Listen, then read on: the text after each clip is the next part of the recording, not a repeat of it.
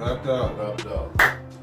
Let's get it popping, man. Let's get into some of these memes, bro. Nah, I mean. Hey, man, with social media, bro, memes done took over. Niggas out here living their lives based off memes, dog. Like, you can literally put anything on a meme. Yeah. If it's put together the right way, people will take it as fact. They won't research it or nothing. Every time, and they believe everything. Everything, bro. Perfect example. You know how for years, dog, we've been talking about Michael Jordan, and every time something come up in the debate or something, or if he ain't doing right by the black community, they hit him with that, he invested in prisons anyway. Every time. Dog, it's been a meme floating around for as long as memes existed. That Michael Jordan they talking about is not Air Jordan. It's a white dude named Michael Jordan. Wow. He's a multi-millionaire / billionaire investor. He's investing in private prisons, not Michael Jordan. So that's just a case in point. Like, think about how long that false information been going on.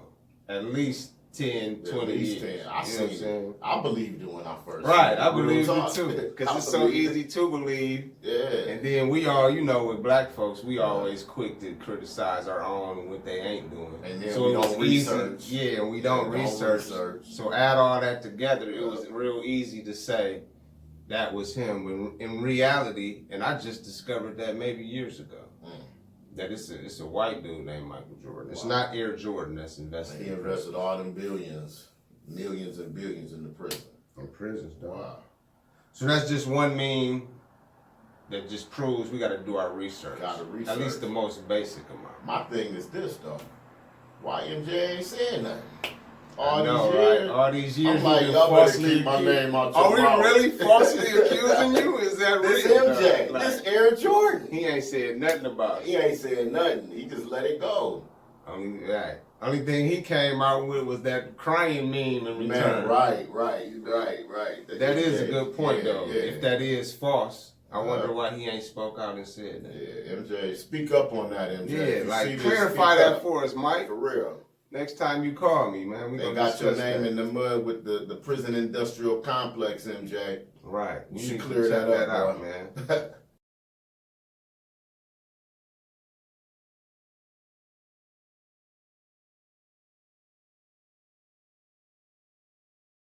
But I seen this one meme about 2 months ago, and it was talking about patience. And then the one cat posted, he always posts a lot of stuff like that. And the meme said it takes 6 months to build a Rolls Royce, but only 13 hours to build a Toyota. You know what I'm saying? It said when you feel like you were pretty much saying when you feel like you're ready to give up, or you feel like things ain't going right, or you feel like you just can't invest, 6 months to build a Rolls Royce, 13 hours to build a Toyota. That's a vast difference. That's some wisdom right there. Or it could mean that Toyota a piece of shit. Real it only took 13 days to make 13 hours. 13 hours? Yeah. Oh yeah, that's even crazy. 13 so I guess hours. It's all how you look at it. How you look but at it. That is some wisdom though. Say that again. It said when you feel like you're ready to give up or you feel like things ain't going fast enough, it takes 6 months to build a Rolls Royce and 13 hours to build a Toyota. I feel that. And what's crazy, I remember watching a documentary real quick on, I think, Wealth Channel, how they build Rolls Royces. Yeah. They literally built it by hand. By hand. Handcrafted versus 1,000 people touching your car. Yeah, mass production. You know what I'm saying? And they say on Monday, don't ever buy a car off of that line on any one of the big whoever on a Monday or a Friday. Because you're getting ready for the weekend or you coming off the weekend.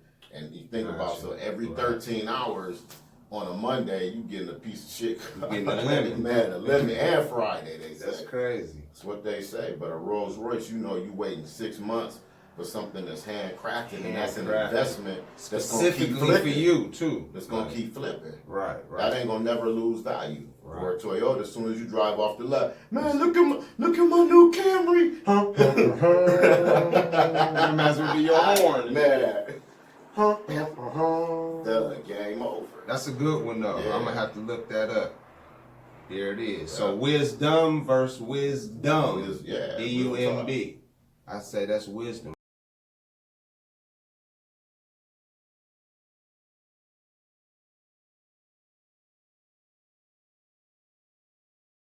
Go to church, bro? Occasionally. I seen this meme recently that said, it kind of posed a question. It was basically saying, like, we got all these mega churches. He was talking about the black community. Yeah. We got all these mega churches, but no mega schools, no mega banks, no mega supermarkets. And when I thought about it, I was like, man, that's kind of deep. Yeah, that's When you really think about what they saying, like all that money fueling in to and through churches, but yet we got the mega churches to show for everything, but we ain't got no mega schools. It kind of show you where our priorities are or are not. Yeah, and that's true. And I bet you people don't even think about that because everybody want to be a part of the bigger, faster, stronger, the newest, the greatest. And when a church call itself mega, I see church populations go from thousands to tens of thousands. You know, just adding that mega name, where pastor might be over on Brown Street. You know what I mean? And then all of a sudden they get that whatever, you know, investment or however it looks, and then they're able to flip and go to that next level and become mega. Think about if we had mega schools like that. Right. You might take a school that was struggling with whatever, but then you add the new Toledo mega educational whatever center, you know what I'm saying? You add mega to it, I guarantee you people would flock to that. Because it ain't nothing wrong with having a mega church. I guess their point was, if we can have that, we should have, I guess, having more of a wide range of priorities. Right. Like, if we can afford that, we can afford to do a lot of things. And I think our mindset ain't wired to think like that. Because what's crazy is, say what you want about him, we got mega churches, but no mega schools, or no schools, period. And Dr. Umar been out here for years trying to get one. Now again, say what you want about him, because there's some pros and cons to him too. And that's a whole nother combo. But it just show our mind frame. But he got the school though. So that's a good thinking point. Like, we got mega churches, which ain't nothing wrong with. Nah. But we ain't got no mega schools, no mega banks, no mega supermarkets. Things that really make a community. Right. You know what I'm saying? So and think about that, community. The two words that make that, the last part of that is unity. Flat out. You know what I'm saying? So and that's what we really ain't got. Because if we had that, we wouldn't even be having them type of discussions. Without unity and that uniting, that old spirit of unity, you know what I'm saying? When things matter to our people, you know what I'm saying? And really being united on one front, on one accord, mega, man, we mega people. Period. We mega people. So as mega people, we should do more mega type of things like that.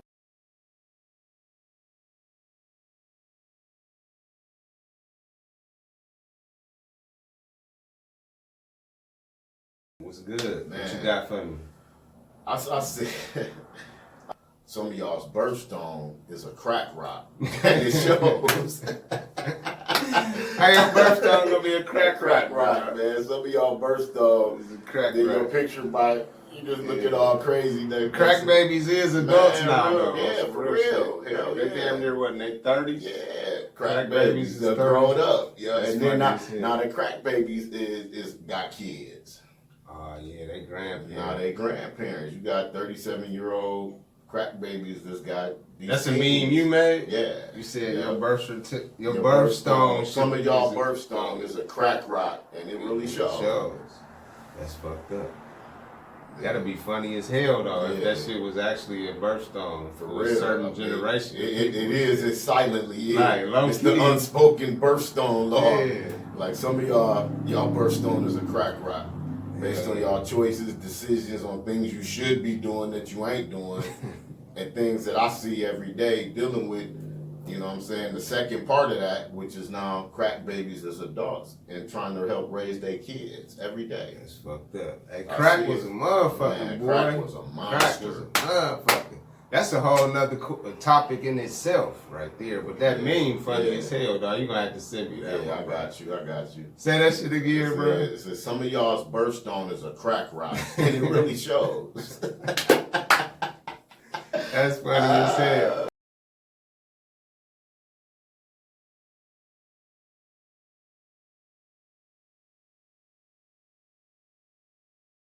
I like to end every session with a maturity moment. I like that. You know, and both of us being fathers, I'm sure there's so much we can drop from a father's perspective. Facts. One thing I just want to drop, as a father, kids is fun. It's so many ways to include your kids in your everyday life and to teach them at the same time. Like for instance, when I go to the grocery store, when I get the produce, have your kids go get the produce. Have them pick the fruit. Have them weigh it so they know how to use the scale, read fractions. If it's certain amount, 89 cents a pound, when they weigh it, okay, how much is that going to be? That way they can do the multiplication. Yeah. And to keep them active. You know, kids like to be little right. helpers, you know what I'm saying, depending on the age of them. What's one tidbit you got as a father? Well, I like that. I'm going to kind of piggyback off of that a little bit. But I like that because in each one teach one. You know what I mean? And I think for us as fathers, you know, we in our 40s, and I think us as fathers, you know, and I commend, salute, and respect you as a father, man, because it's really about investing into our kids. So what you just said, and I'm sure that's something you do with your daughter, and that's you're investing back into your child. And I think one thing as fathers, that our generation of fathers that we really do, our generation, man, we reinvesting from even locally around the city. Everybody that's boxing and doing that's a lot of our generation really, you know, giving these young brothers tutelage and seeding into these young men to be great. You know, Albert Prince Bell, champion, salute. Shout out to him. You know what I'm saying? It is a lot of black men in the community that's active fathers. Matter of fact, in my personal circle, and you probably can share the same sentiment, in my personal circle, every dude in my personal circle is a father. Not only that, is also either a coach, youth advocate, mentor, or in some way a father figure to other kids as well. So the whole myth about us being inactive in kids' lives and not being fathers, that may apply to some, but I can honestly say that's not not in my immediate personal, and we share a lot of the same people within our circle, but even on our outside circles of extended, you know, people that's not in our immediate, you know what I mean? It's still the same thing. Active, responsible, compliant, you know what I'm saying? Investment-oriented dads, man, and I see it all the time. So for us, you know, we see men seeding and investing back into their kids, and that's really what it's about. You got to invest into your babies. You know, if you want them to be a vital part of whatever this future is going to be, there has to be an investment point, because investments flip. You know what I'm saying? And just like real estate, our kids ain't real estate, obviously. Right. You know what I'm saying? It's like, you got to just, you know, feed into your kids and invest. And you know, that's a good jewel right there, man. Well, I appreciate you coming out, man. Always, bro. For real, bro. This was the first of many. Please like the video, share the video, subscribe to the page. I want to thank my first guest, Wayman Italis Farmer. You can follow him on all social media.